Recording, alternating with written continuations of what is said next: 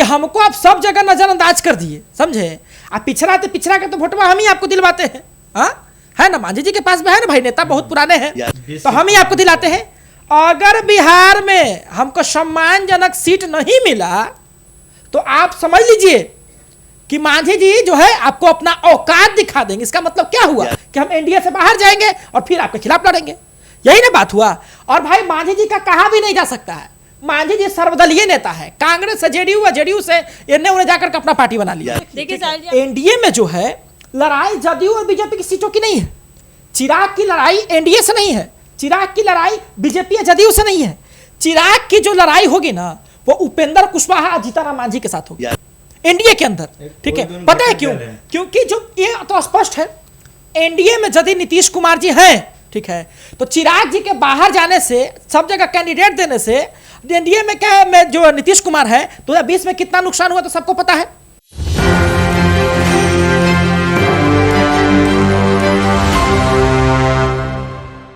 नमस्कार, एक न्यूज़ 24 देख रहे हैं आप और मैं हूं आपके साथ ब्यूटी। देखिए बात करेंगे चिराग पासवान की एनडीए में सीट की। तो जिस तरह से सीट बंटवारे की खींचतान हो रही है एनडीए में, उस तरह से देखा जाए तो मामला बहुत ही ज़्यादा गंभीर होता दिख रहा है। जितने जोश के साथ चिराग पासवान आए थे, अब तो लग रहा है कि उनका चिराग पासवान का चिराग बुझता नजर आ रहा है।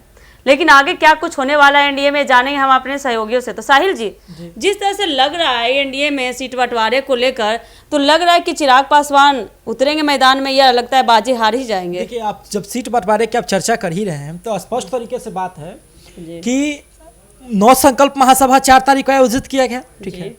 अब जिस दिन 9 संकल्प महासभा आयोजित होगा उसी दिन बीजेपी ने बिहार बंद कर दिया। अब चिराग पासवान वहां गए, लंबी भाषण देते हैं, लेकिन ना ही तो वहां पर, ठीक है, एनडीए का जिक्र करते हैं, ना ही तो सीट बंटवारा का जिक्र करते हैं, ना ही तो किसी और चीज का जिक्र करते हैं।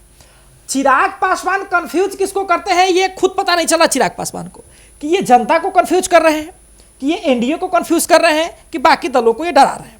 अब देखिए ना, जब एनडीए की आप बात करते हैं तो एनडीए में हो रहा है एमओपी यानी कि मोनोपोली की पॉलिटिक्स, यानी कि हमको इतना सिटवा नहीं दीजिएगा तो हम आपको अपना औकात दिखावेंगे आपको। अब देखिए ना, जब हम एनडीए की बात करते हैं तो 5 दल हैं, जदयू है, भाजपा है, आरएलएम है, हिंदुस्तानी अवाम मोर्चा है और साथ ही में लोजपा रामविलास, इसके सर्वेसर्वा चिराग पासवान है। अब एक बात समझ लीजिए आप कि मांझी जी पहले ही कह चुके हैं कि हमको आप सब जगह नजरअंदाज कर दिए, समझे। आप पिछड़ा के तो वोटवा हम ही आपको दिलवाते हैं, हाँ है ना। मांझी जी के पास में है ना भाई, नेता बहुत पुराने हैं, तो हम ही आपको दिलाते हैं।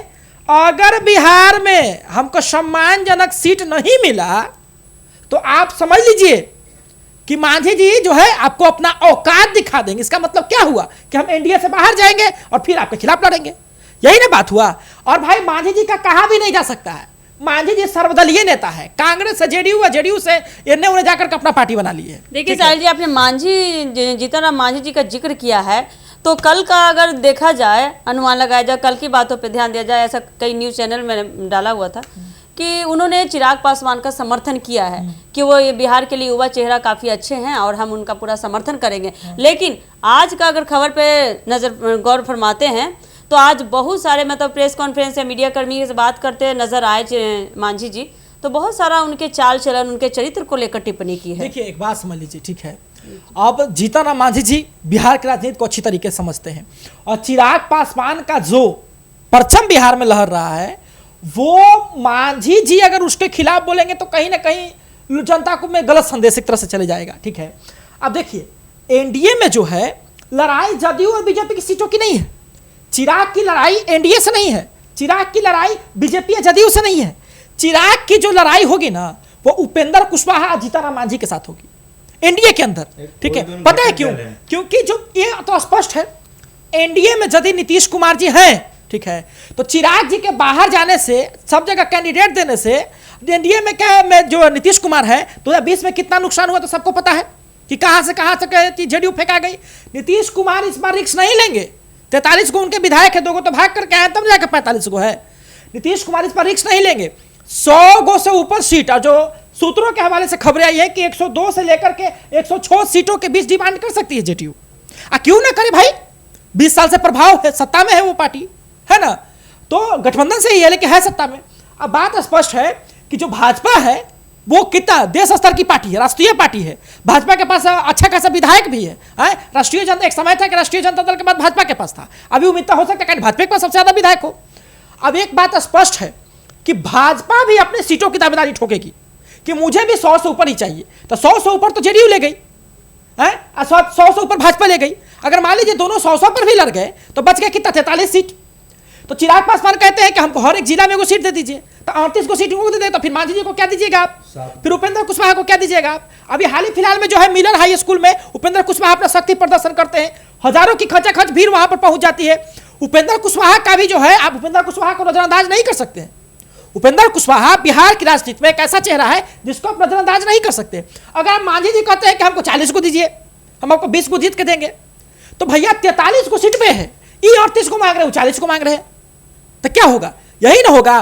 तो यह स्पष्ट है कि एनडीए के अंदर बस खाली दिखाया जा रहा है कि ना सब कुछ ठीक है, सब कुछ ठीक है, सब कुछ, लेकिन ऐसा है नहीं। एनडीए के अंदर सीटों को लेकर के छीना झपटी चल रही है। सब लोग चाह रहा है कि वो कोई ज्यादा झपट ले सीट को, है ना। भाजपा तो अपना लेके लगे। यह स्पष्ट है कि जेडीयू जो है बड़े भाई की भूमिका में रहेगी, जेडीयू को सबसे अधिक सीटें जो है दी जाएंगी, क्योंकि एक भी बात समझ लीजिए कि एनडीए में जो है, एनडीए गठबंधन में बहुत सारी ऐसी पार्टियां हैं जो भाजपा के घटक दल हैं, जेडीयू के घटक दल नहीं है, भाजपा के वो घटक दल हैं। घटक दल यानी कि उनके सहयोगी हैं भाजपा के, समझे। तो अधिकांशतः जो चीजें होंगी कि भाई भाजपा सीट दे। पिछली बार क्या हुआ था, यही नहीं कहा गया था कि भाजपा ने कहा कि हम वीआईपी को देंगे सीट, मुकेश सहनी को अपनी तरफ से देंगे, तो फिर जेडीयू ने कहा कि तो ठीक है, तो मांझी जी को हम देते हैं। तो इस बार भी हो सकता है उम्मीद तक कि अगर भाजपा कहेगी कि हमको 110 को दे दीजिए, तो हम मान लें कि उनको दे देंगे उपेंद्र कुशवाहा को, तो फिर ये कहेंगे कि तो हमको 115 को दे दीजिए, तो हम इनको दे देंगे, तो जो बचेगा वो चिराग पासवान को मिलेगा। है अगर 43 सीट बचती है उम्मीद तक, तो 43 बचेगी भी नहीं, जहां तक उम्मीद है। 105 अगर आप जोड़ लीजिए तो 43 तो खूब बचेगा, 33-30 को खूब जो अगर उम्मीद रहेगा, तो 15 से 25 के बीच में चिराग पासवान, ठीक है, और 8 से 14-15 के बीच में जो है वो उनको मिलेगा, हिंदुस्तानी अवाम मोर्चा को, और 5 से 7 सीटों के बीच में उपेंद्र कुशवाहा को निपटाया जाएगा, तभी एनडीए बचेगा। ठीक है, इस दल को बचाना है तो ये सीट समीकरण जो है थोड़ा कॉम्प्रोमाइज भी करना होगा। जो बड़ी पार्टियां हैं, तो देखिए भले आपकी पार्टी बड़ी है, लेकिन जो औरा चिराग पासवान का बिहार में है, ठीक है, जो औरा जीतन मांझी जी का बिहार में है, उपेंद्र कुशवाहा का बिहार में है, तो आप उनको नजरअंदाज भी नहीं कर सकते हैं। ठीक है, इस एनडीए के नेता कहते हैं कि हम सब लोग जो है एक मुट्ठी की तरह हैं, लेकिन सारी उंगलियां समान नहीं है भैया। ठीक है, ये बात समझ लीजिए। तो ये स्पष्ट तरीके से है कि यदि चिराग जी को साथ में रखना है तो कहीं ना कहीं बड़ी पार्टी को कॉम्प्रोमाइज करना पड़ेगा। राहुल जी, जिस तरह से एनडीए में चल रहा है, जीतन राम मांझी लगातार बयानबाजी पे बयानबाजी करते नजर, तंज कसते नजर आ रहे हैं, उनके चाल चरित्र पे बात कर रहे हैं, उससे तो साफ आंकड़े निकल कर आ रहे हैं कि एनडीए में अंदरूनी कुछ कलह चल रही है। तो इससे ये नहीं लग रहा कि चिराग को दरकिनार कर दिया जाएगा? देखिए, बता दें कि मैम बिहार में ये दोनों नेताओं अति पिछड़ा जाति से आते हैं और बहुत बड़ी उनकी भूमिका रहती है। अब चिराग पासवान जीतन राम मांझी को देख लीजिए, आपस में टकराते रहते हैं, कई सारे न्यूज़ चलते रहते हैं, कभी कभी समर्थन करते नजर आते हैं, समर्थन करते हैं पर टकराव भी होते हैं। समर्थन तो मीडिया के सामने तो कर देते हैं कि हमारे एनडीए की गठबंधन है, मान लीजिए। यही तो बड़ा सवाल उठता है राहुल जी कि देखिए जिस तरह से मांझी जी कभी समर्थन करते हैं, कभी बयानबाजी करते हैं, तो आखिर चाहते क्या हैं? मीडिया में चर्चा चाहते हैं। बिहार विधानसभा चुनाव नजदीक है, अगर उनको चर्चा में नहीं लाया जाए तो लोग जाने कैसे कि जीतन राम मांझी जी हैं, अभी उनके पास भी पावर है, वो भी अति पिछड़ा से आते हैं। ऐसे थोड़ी कह रहे हैं कि हम भी को चाहिए 40 सीट, अब 20 सीट हम जीत के दिखाएंगे, दावा ठोक रहे हैं। उनका बयान भी सुने थे पिछले कई 1 वर्ष पहले की है कि हम अगर बिहार में हमारी सीट सबसे ज़्यादा आएगी तो हम दारू चालू करा देंगे बिहार में। जीतन राम मांझी कहे थे, खुद अपने बयान कहते हैं। तो सोचिए, इधर प्रशांत किशोर कह रहे हैं और इधर जीतन राम मांझी, तो चिराग पासवान दावा ठोक रहे लगातार। मुजफ्फरपुर में कल उनकी बैठक थी, कहीं सभा कर रहे थे, 20 मिनट तक भाषण दिए हैं, एनडीए के एक नाम भी तक नहीं लिए।